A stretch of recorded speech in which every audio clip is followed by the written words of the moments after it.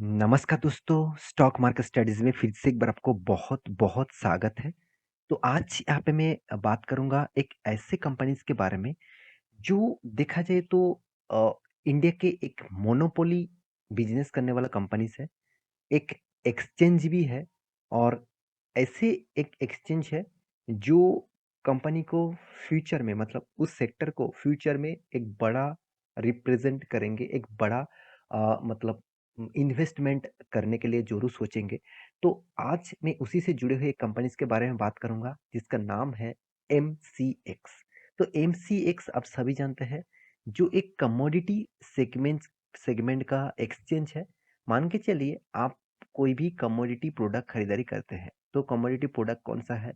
Crude oil है, जैसे आप देखेंगे तो गोल्ड है, निकेल है, सिल्वर है, क्रूड ऑयल है, नेचुरल गैस है। तो इस तरीके से प्रोडक्ट को बोला जाता है कमोडिटी प्रोडक्ट। तो कमोडिटी में आप इन मतलब ट्रेड ट्रेड कर सकते हैं। कमोडिटी में ट्रेड करने के लिए आपको डेरिवेटिव में ट्रेड करना पड़ेगा इंडिया में। तो डेरिवेटिव मतलब फ्यूचर एंड ऑप्शंस में आप काम कर सकते हैं। तो वो जो कमोडिटी सेगमेंट में जो काम होते हैं तो वो देखा जाए एक कमोडिटी सेगमेंट में है। तो इस कमोडिटी सेगमेंट टोटली ऑपरेट किया जाता है एमसीएक्स के माध्यम से। तो एमसीएक्स तो बहुत सारे लोग कहेंगे सर मुझे कमोडिटी सेगमेंट में निवेश करना है और ट्रेडिंग नहीं करना है, मुझे निवेश करना है तो मैं क्या करूं? तो मैं आपको एक सलूशन जरूर दूंगा। आप गोल्ड के ऊपर, सिल्वर के ऊपर, क्रूड ऑयल के ऊपर आप निवेश नहीं कर सकते हैं क्योंकि ये टोटली डेरिवेटिव सेगमेंट है। अगर आपको निवेश करना ही है तो वो कंपनी जिसके माध्यम से ऑपरेट होते हैं, जिसके माध्यम के रेगुलेटरी के माध्यम से काम करते हैं, उसका नाम है एम सी एक्स। तो आप इस कंपनी को पकड़ लीजिए। देखिए स्टॉक मार्केट में कौन सा स्टॉक खरीदारी करूं, कौन सा बेचूं, तो वो तो आपको रिसर्च करना ही पड़ेगा। और जो स्टॉक आप खरीदारी कर रहे हैं तो वो जिसके माध्यम से ऑपरेट हो रहा है, जो माध्यम नहीं रहेंगे तो वो स्टॉक के कोई मतलब मतलब कोई लिस्टिंग ही नहीं होगा। तो वो एक्सचेंज के ऊपर आप निवेश कर जरूर करना। तो एमसीएक्स एक बेस्ट एक्सचेंज है। तो बहुत सारे लोगों के कमेंट्स भी आया है सर एमसीएक्स के ऊपर मैं बहुत दिनों तक निवेश करके रखा हूँ तो अभी तक वो भागे नहीं। हाँ, आपके चार्ट पैटर्न बता रहा है कि जब से कंपनी स्टार्ट हुआ एक ही रेंज बाउंड के अंदर कंपनी चल रहा है। एक ही रेंज बाउंड के अंदर उसको तोड़ा तोड़ा तो था मगर उसको तोड़ नहीं पाया। तो इस तरीके से रेस्ट्रिक्शन के इस तरीके से बाउंड के अंदर क्यों चल रहा है उसके पीछे एक कारण है। वो कारण है कि कमोडिटी जो मार्केट होते हैं उसके ऊपर अगर आप आपका कोई भी डीमैट अकाउंट ओपन है, अगर आपको कमोडिटी सेगमेंट एक्टिव है तो कोई नेचुरल गैस, कोई क्रूड ऑयल, कोई मतलब गोल्ड सिल्वर आप एक बार ऐड करके देखना। इक्विटी मार्केट में जिस तरीके से ट्रेड होता है, जिस तरीके से लिक्विडिटी रहते हैं, उस तरीके से उतना ज़्यादा लिक्विडिटी इस तरीके से मतलब मार्केट में नहीं होता। अगर आप एक बार टीसीएस, इन्फोसिस, रिलायंस इस तरीके से कंपनीज का वॉल्यूम देखेंगे डेली बेसिस, उससे कई गुना कम आपको कमोडिटी मार्केट में दिखेगा। तो देखिए जिस मार्केट में वॉल्यूम कम, जिस मार्केट में लिक्विडिटी कम, तो वो मार्केट ही नहीं भाग रहा है तो उसका एक्सचेंज कहाँ से भागेंगे? जब ज़्यादा से ज़्यादा लोग उस मार्केट के ऊपर इन्वेस्ट करना स्टार्ट करेंगे, ट्रेडिंग करना स्टार्ट करेंगे, तब उस सेगमेंट एक बहुत बड़ा मोमेंटम दिखेगा। तो मैं इसीलिए आपको कह रहा हूँ कि अभी से आपको मौका मिला है, अभी से इस मौके को फ़ायदे के हिसाब से उठा सकते हैं। बाकी देखिए आपकी मर्ज़ी, तो उस फ़ायदे को उठाने के लिए मैं ज़रूर कहूँगा पहले इस कंपनी के एक बार डिटेल्स चेकआउट करिए। तो डिटेल्स कहाँ पे मिलेगा? कंपनी का फाइनेंशियली डेटा के ऊपर। तो कंपनी का फाइनेंशियली डेटा आपके सामने ओपन करके रखा हूँ।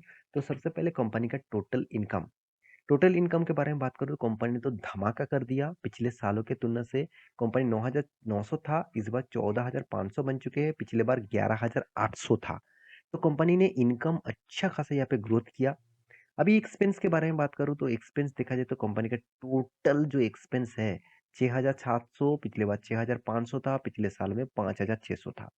तो कंपनी का प्रॉफिट कैसे हुआ? टैक्सेस पे करने के बाद कंपनी के हाथ में आया net profit for the period. तो net profit for the period अब देखेंगे तो 6,300, पिछली बार था 4,100, पिछले साल में था 3,200।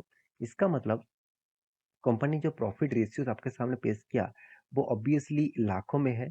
लाखों को मैं करोड़ों में कन्वर्ट कर दूं तो कंपनी का नेट प्रॉफिट हुआ है इस बार 62 करोड़ का।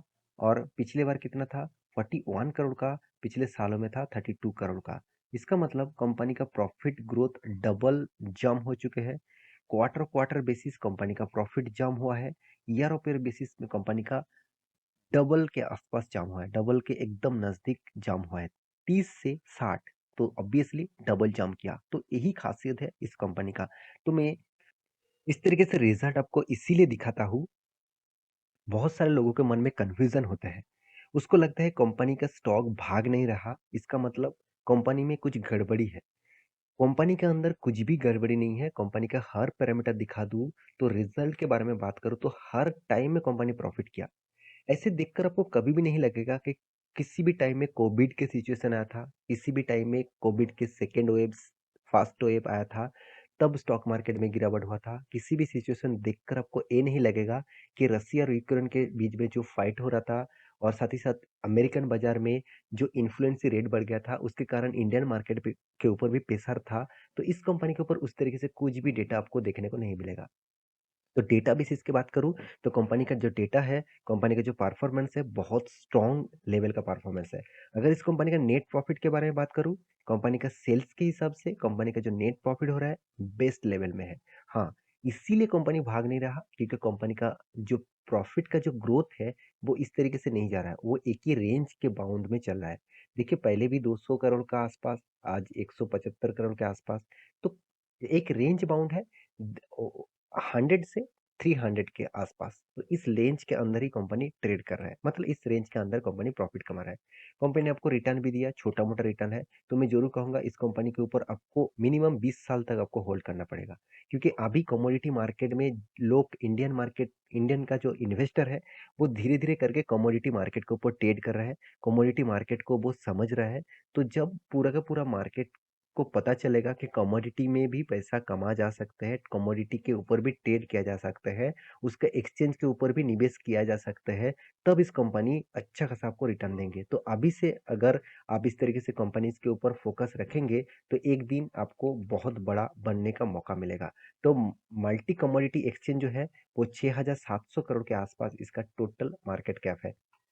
तो मैं सारे पैरामीटर आपके सामने शेयर कर चुका हूँ, सिर्फ कैश फ्लो के बारे में बात नहीं किया हूँ। तो कैश फ्लो भी ठीक ठाक है, बीच में 2 बार कंपनी का कैश फ्लो वो मेंटेन नहीं कर पाया।